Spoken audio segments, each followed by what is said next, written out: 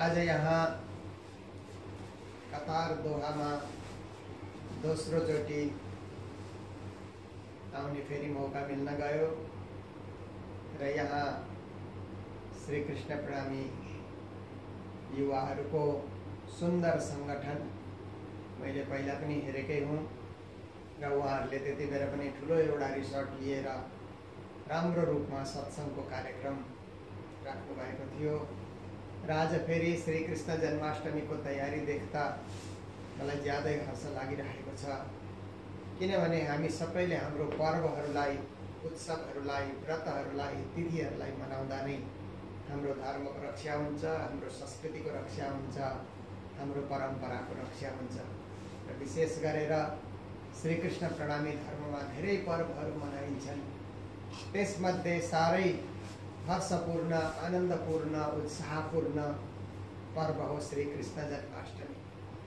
कृष्ण जन्माष्टमी किन हामीले मनाउने भन्दा साक्षात् पूर्ण ब्रह्म परमात्मा अक्षरातीत श्रीराजजी उहाँ नै श्री कृष्णजी हुनुहुन्छ र उहाँले नै यस संसारमा पहिलोचोटि पदार्पण गर्नुभएको, यो संसारलाई परमधामको सन्देश दिन, परमधामको शिक्षा दिन र ती परमधामबाट आएका सखीहरूलाई संसारको अनुभव गराउनको लागि उहाँले सर्वप्रथम यो संसारमा उहाँको प्रकटीकरण भएको हुँदा नै हामी यो पर्वलाई श्री कृष्ण जन्माष्टमीको रूपमा मनाउँदछौँ।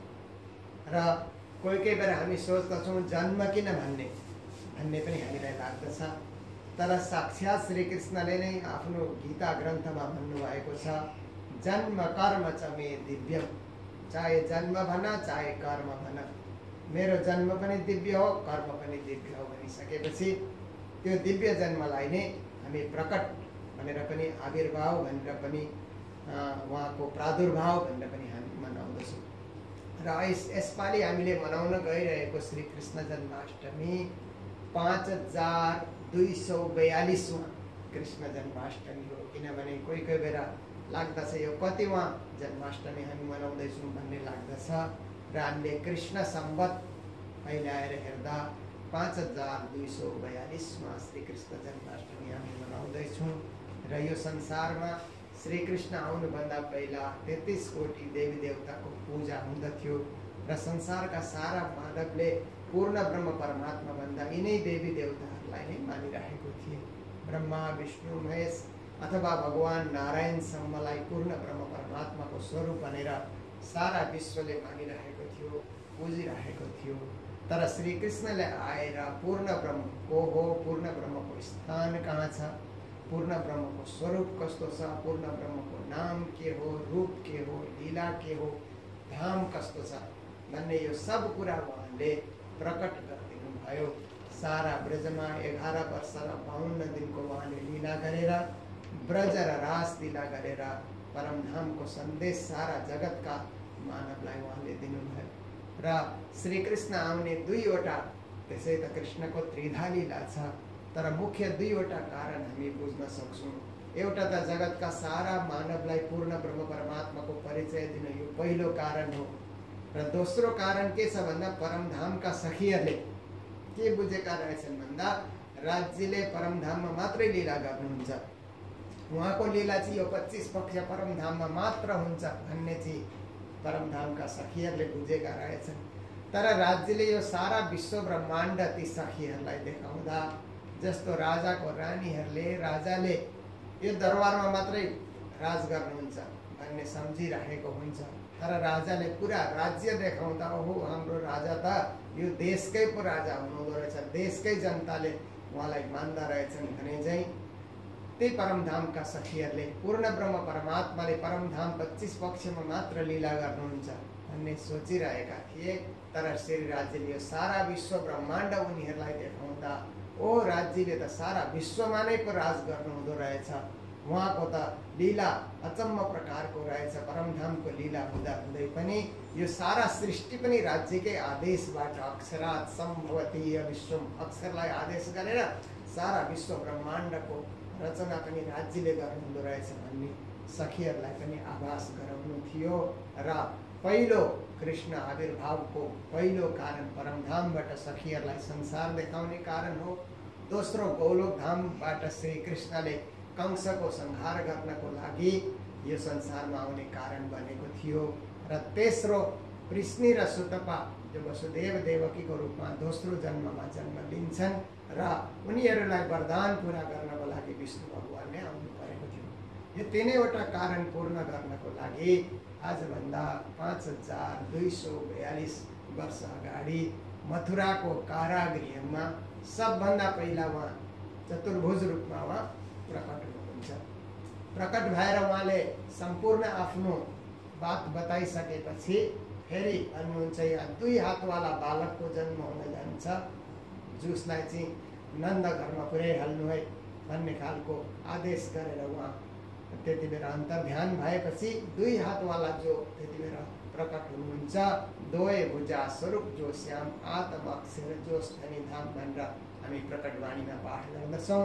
र ती 2 हातवालामा नै परमधामको जोस आएर अक्षरको आत्मा आएर गौलोकीय कलेवरको रूपमा उहाँ प्रकट हुनुहुन्छ र उहाँलाई नै वसुदेवले नन्द घरमा पुर्याइसकेपछि भोलिपल्ट नन्द उत्सव धुमधामको साथमा मनाइन्छ र ब्रजका गोपीहरू आएर त्यो नन्द उत्सवमा भाग लिन्छन्। ती गोपीमा सबैमा परमधामको सखीहरूको सुर्ता आएको हुँदा यस प्रकारले फेरि पुरा 11 वर्षसम्म कृष्णको बाललीला चल्दछ। बाललीलालाई अक्षर प्राधान्य लीला भनेर भनिन्छ। त्यस पछाडि 11 वर्षपछि 52 दिनपछि रासलीला हुन्छ, त्यसलाई राज्य प्राधान्य लीला भनेर पनि भनिन्छ। यस्तो प्रकारले कृष्ण लीलामा बडा रहस्य लुकिरहेको छ। बडा कृष्ण लीलामा चाहिँ एउटा राम्रो प्रकारको परमधामको ज्ञान लुकिरहेको छ र नै श्री प्राणनाथजी महाराजले आफ्नो वाणीमा भन्नुभएको छ, घर श्रीधाम अनि श्री कृष्ण ए फल सार तनु तारतम। तारतम वाणीको सार के हो त भनेर जान्न चाहँदा स्वयं महामती प्राणनाथजी मुक्त कण्ठले प्रशंसा गर्दै गर्दै उहाँले भन्नुहुन्छ, तारतम वाणीको सार हो कि आत्माको घर श्रीधाम परमधाम पूर्ण ब्रह्म परमात्माको त्यो 25 पक्ष परमधाम र परमधाममा रहनेवाला पूर्ण ब्रह्म परमात्माको नाम के हो त भन्दा श्री कृष्ण। घर श्रीधाम अनि श्री कृष्ण राज्य उहाँको, उहाँ राज गर्नुहुन्छ सबैको हृदयमा बसेर, त्यसकारण श्री राज्य भनेर हामी भन्दछौँ। र उहाँको यसै त पूर्ण ब्रह्म परमात्माका अनेक नाम छन्, ना गिन्ती नाम हक के हर नाम करे जिकर भन्ने परिक्रमामा चौपाइहरू आउँदछ। राज्यलाई पियाजी, धनीजी, अक्षरातीत, पूर्ण ब्रह्म, हक, महबुब अनेक नामले पुकार्न सकिन्छ, तर पनि प्रसिद्ध उहाँको नाम श्री कृष्ण नाम भएको हुँदा घर श्रीधाम अनि श्री कृष्ण निज नाम पनि श्री कृष्ण नामबाटै प्रकट भएको महामन्त्रको हामी जाप गर्दछौँ। र परन आवे तौले एक निमुख श्री कृष्ण कान्त भनेर उहाँले कृष्ण नामको महिमा संसारमा अत्यन्तै महत्त्वपूर्ण भएको कुरो पनि उहाँले दर्शाउनु भएको छ। र विशेष गरेर नेपालमा, भारतमा त ठुलो रूपमा हामी कृष्ण जन्माष्टमी मनाउँछौँ नै, किनभने हामी प्रणामी समुदायले सारा हिन्दू समाजलाई बोलाउने, निम्त्याउने र आफ्नो परिचय दिने यो ठुलो एउटा मौकाको एउटा पर्व पनि हुन जान्छ। र सारा हिन्दू समाज पनि कृष्ण मन्दिर खोज्दै हाम्रो प्रणामी मन्दिरमा आएर शिर झुकाएर नतमस्तक भएर प्रणाम गरेर श्री राज्य पूर्ण ब्रह्म परमात्माको प्रसाद लिएर जान्छन्। र यस्तै प्रकारको कार्यक्रम नेपाल, भारतदेखि बाहिर आएर पनि अमेरिकामा पनि कति जग्गा हाम्रा सुन्दर साथहरूले बनाउनुहुन्छ, युकेमा, क्यानाडामा, अस्ट्रेलियामा, दुबईमा, यस्तै प्रकारले यो कतारमा पनि हाम्रो प्रणामी समूहले मिलेर श्री कृष्ण जन्माष्टमीको जो पर्व मनाउन गइरहेको छ, म उहाँहरूप्रति धेरै नै उहाँहरूलाई यो कार्य गरे बापत उहाँहरूलाई खूब शुभकामना व्यक्त गर्न चाहन्छु। सबैमा धर्मको संस्कार बढेर जाओस्, प्रेम बढेर जाओस्, सङ्गठन राम्रो हाम्रो बढेर जाओस्, ताकि आउँदो श्री प्राणनाथ चतुर्थ शताब्दी पनि हामी राम्रो प्रकारले मनाउन सकौँ र सबैको हृदयमा घटघटमा श्री राज्यको वास होस् र यो कृष्ण जन्माष्टमीले सबैलाई जीवनमा आनन्द, आह्लाद र हर प्रकारले शान्ति, सद्भाव, प्रेम वर्षाएर जाओस् भन्ने मङ्गल भावना, शुभकामना, मङ्गलधामको तर्फबाट व्यक्त गर्दै म सबैजनाप्रति आफ्नो प्रणाम व्यक्त गर्न चाहन्छु र हामी सबै शुद्ध हृदयले परब्रह्म श्री कृष्णको भक्ति गरेर जीवनलाई सार्थक बनाऊ, शुभ बनाऊ, मङ्गलमय बनाऊ।